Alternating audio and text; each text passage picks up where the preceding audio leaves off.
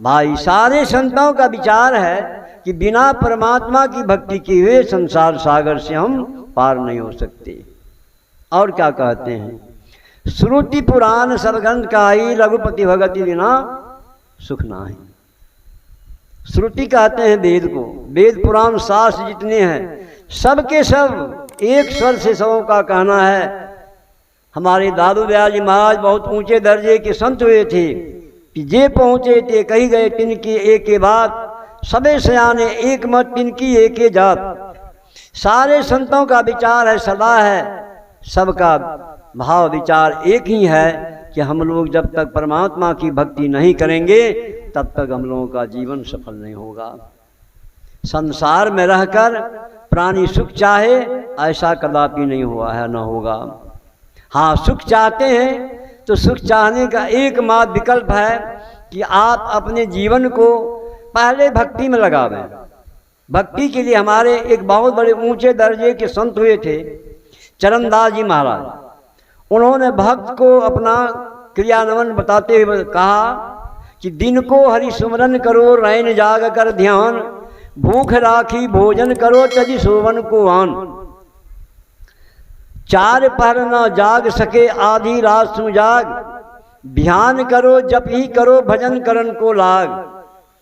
जाओ नहीं श्रद्धा दो पहर पिछले पहरे चेत, उठ बैठो रटना रटो प्रभु से लाभहूँ है। कहा दिन में क्या करना है, हरि को स्मरना है। किस तरह स्मरना है, काम धंधा छोड़कर बैठकर नहीं।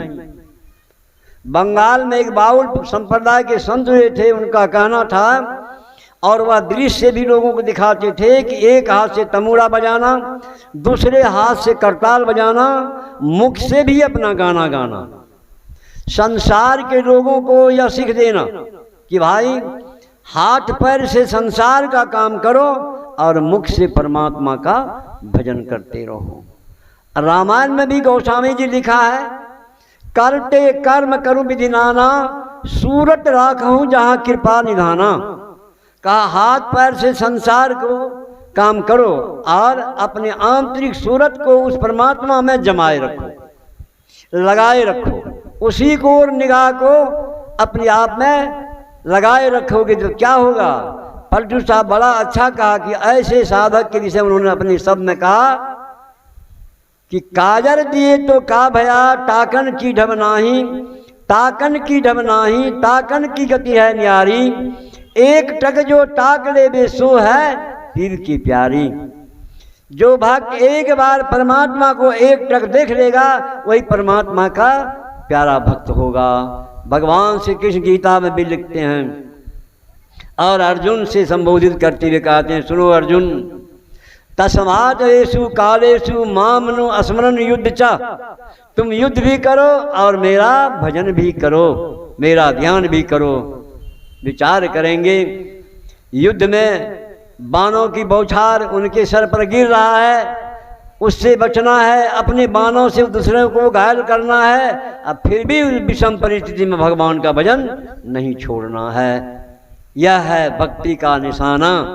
तब जो क्या होगा अभी सुन रहे थे, कमठ दृष्टि जो लावे।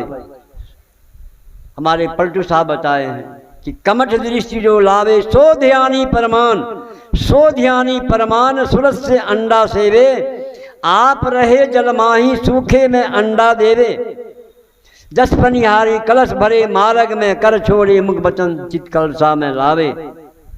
जैसे मणि फनी उतार चरणन को जावे, सुरत रहे अवगान, कमठ दृष्टि जो लावे, सो ध्यानी परमान।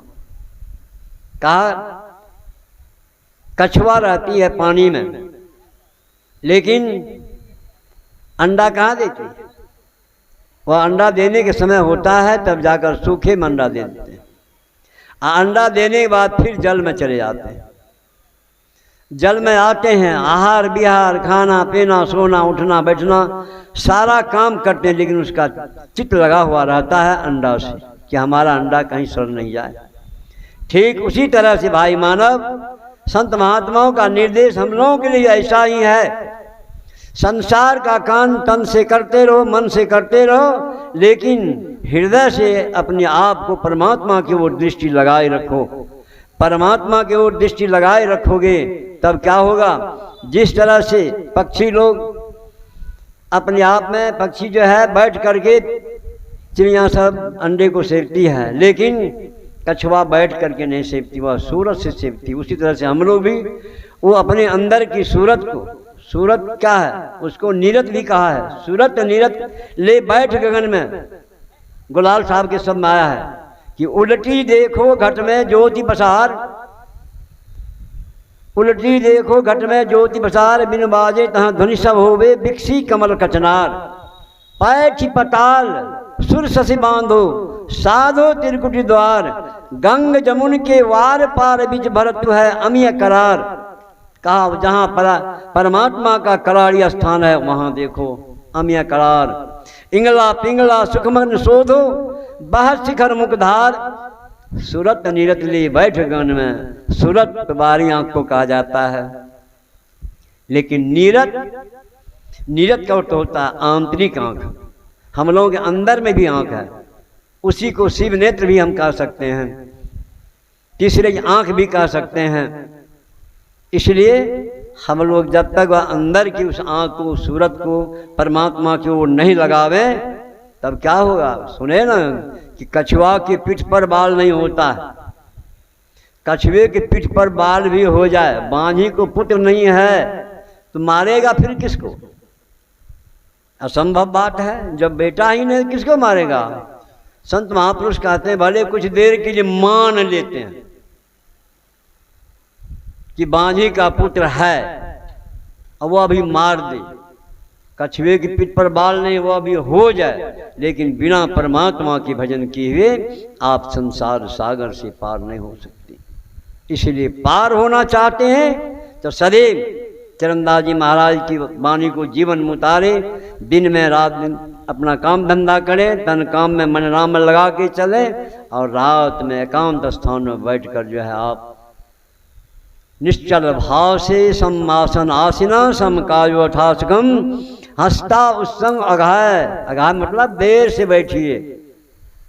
कहाँ नासाग्र स्वयं नासाग्र, कितने क्षण, यदि नासाग्र में कितने क्षण, एक क्षण भी, एक मूर्ति यदि आप टिक जाएंगे तब वही अंतर जगत में परमपिता परमात्मा का दिव्य प्रकाश आपको प्राप्त हो जाएगा। जिस प्रकाश को प्राप्त करने के लिए हमारे आराध्य गुफा में बैठकर 18 महीने से साधना किया, और जब इस प्रकाश को उन्होंने प्राप्त किया तो लिखा है पदावली में, पढ़ लीजिए। भा प्रकाश मिटल अंधियारी, सुख भयल बहु तेर है, गुरु कृपा कीमत नाही, मिटल 84 के फेर है। हम लोगों का 84 का फेर मिट जाएगा जब आप अंतर्दृष्टि परमात्मा में लगा देंगे। इसी तरह से बहुत सारे उपमा दिया है। आकाश में कहीं फूल नहीं देखे होंगे हम लोग, फूले जब बधु फूला, बहुत तरह का फूल फूल जाता है। और क्या कहा, बर्फ से अग्नि पैदा हो जाता है, ये सारी बात असंभव है। अंधकार सूर्य को नष्ट कर देता है।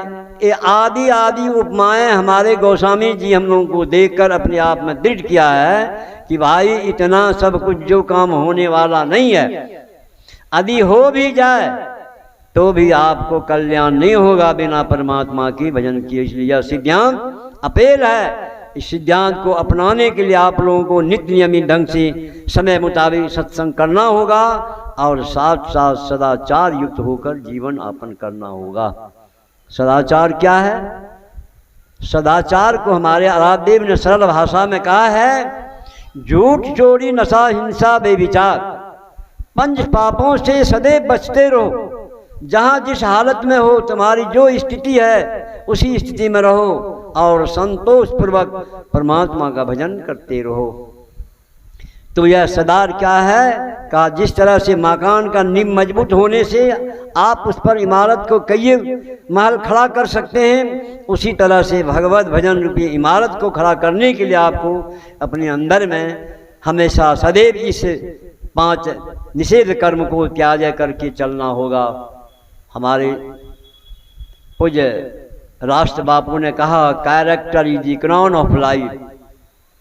मनुष्य का सरताज चरित्र ही है, कोई व्यक्ति महान नहीं है।